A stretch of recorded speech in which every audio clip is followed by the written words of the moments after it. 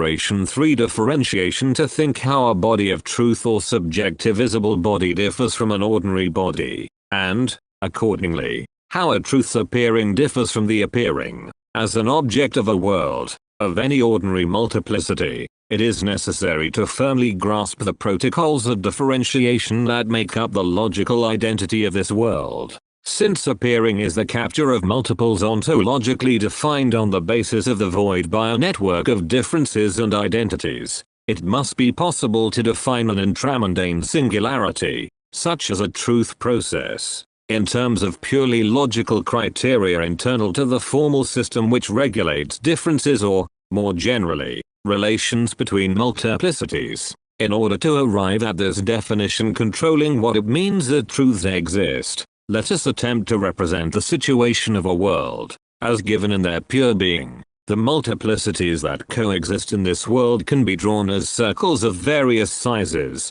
A quick glance at Schema 1, found on the inside flap of this book's cover, is advised for what follows. The notion of size is very approximate here because any two multiplicities differ as soon as an element possessed by one of them is not an element of the other. As such, two multiplicities can very well be ontologically different even though they have the same size, that is, the same number of elements. All it takes is for the multiplicities to differ on one point alone, as when they have the same elements except that it belongs to one and not the other, while the latter possesses P which is not in the first. That is different from P suffices in itself for the two multiplicities to be absolutely different. This local or, in other terms, extensional dimension of difference makes it impossible to account for the difference between two multiples in sheer quantitative terms. That said, let us suppose that different circles represent different multiplicities,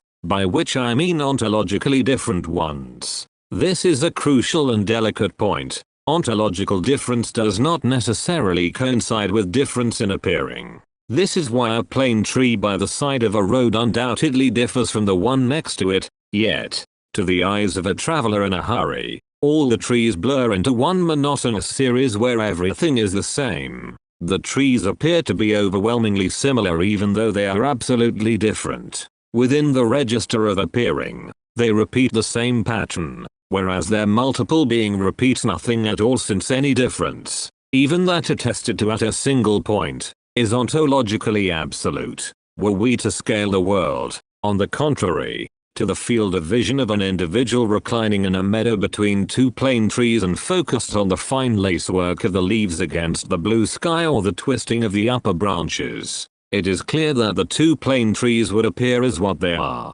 essentially different. As a result, it is just as possible for that which holds for being qua being to equally hold for being there as it is for the evaluation of differences in appearing to have nothing to do with the evaluation governing the basis in being of this appearing. The relation between being and appearing, or existing, is contingent.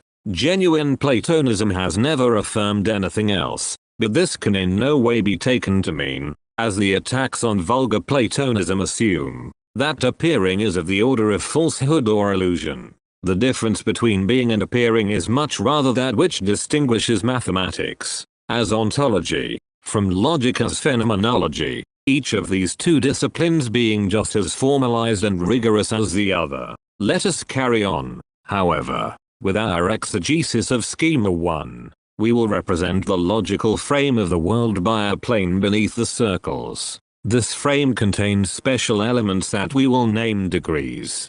Given one VO elements of a multiplicity, represented by 2 points in a circle, there is a degree in the plane that corresponds to them. This degree is that O the identity Q the 2 points. For instance, let us suppose that one of the circles is the multiple of plane trees by the roadside, corresponding to two of the trees in the monotonous series imposed upon these by the road. There is a degree of identity, let's say, degree P insofar as they appear in the world. These two trees can then be said to be identical to the degree P. We have seen that this degree can be very high if the world and its logic is that of the weary motorist, who, by dint of seeing the trees filed past, confounds one with the other. The trees all merge together as plane trees and more plane trees. As a result, the trees are strongly identical even if, ontologically, they are absolutely different. An absolute ontological difference can appear in the logic of the world under the form of a quasi-identity.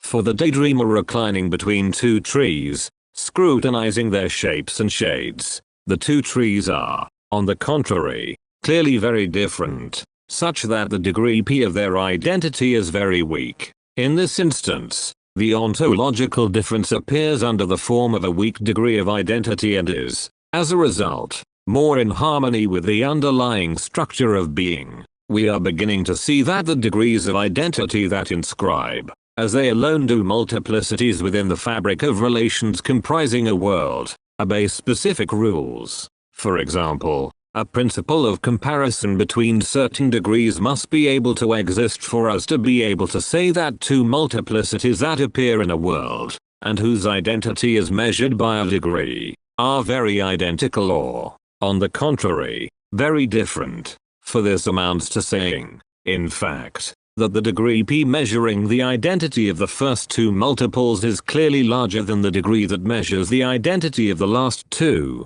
So it is with the two plane trees caught in the headlights of the motorist in a hurry and those observed in minute detail by the daydreamer in the valley. One of the first two are identical to the degree P and the other two to the degree Q. We have just explained that it must be possible to state that P is clearly greater than Q, the conclusion being that the structure of degrees is, essentially, an order structure. It is also clear that the reason TVO multiples appear to be completely different is because their degree of identity, in the world concerned, is practically nil. For this to have any sense, however there obviously has to exist a degree which marks this nullity and, hence, a degree smaller than all the others, which lays down a minimal identity of two multiples, with this implying, relative to the logic of the world concerned, an absolute difference, as is the case with the two trees under which lies our half-asleep dreamer.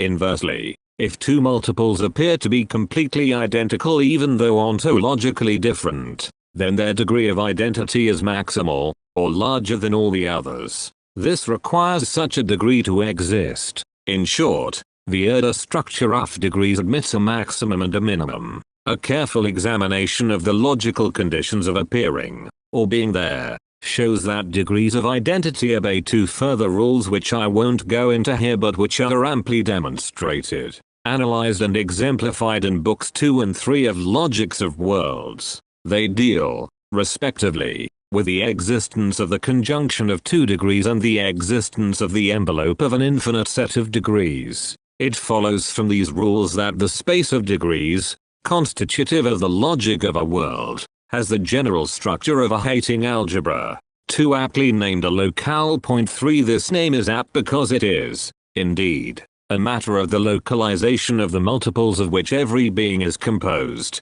that there of being. There exist many structures of this type that are not isomorphic. This diverse group is caught up in a tension between algebra and topology, between the theory of operations and that of localizations, which I have long believed to be at the core of all dialectical thought. For let's say that this takes the following form here. The structure of degrees of identity that governs appearing can either belong to the classic category of Boolean algebras or be much more clearly akin to the open sets of a topological space. In the first case, appearing obeys, via the measurement of degrees of identity, ordinary logic with the law of excluded middle, as is also the case of being as 39 such, which, as we know since Parmenides, does not tolerate a third term between being and non-being. In the second case, an intuitionist logic without excluded middle generally proves to be that which constrains being there to depart from the laws of pure being, beyond the fascinating details of the logic, or, rather, the logics, of appearing. What matters to us here is that its seeming infinite complexity is exhausted by the simple means of laws governing identities and differences. Order, maximum and minimum, conjunction and envelope are all that is needed for the difference between being and being there to be thought. I've proposed that the system of these rules be called Transcendent L in Schema 1. The cross-section where all the local differences are indexed to degrees of identity represents the transcendental of the world. As with Kant's insight taken up by Husserl, the transcendental is essentially a logical theme. The error, however, was to oppose transcendental logic to formal logic, for the logic of worlds is extracted,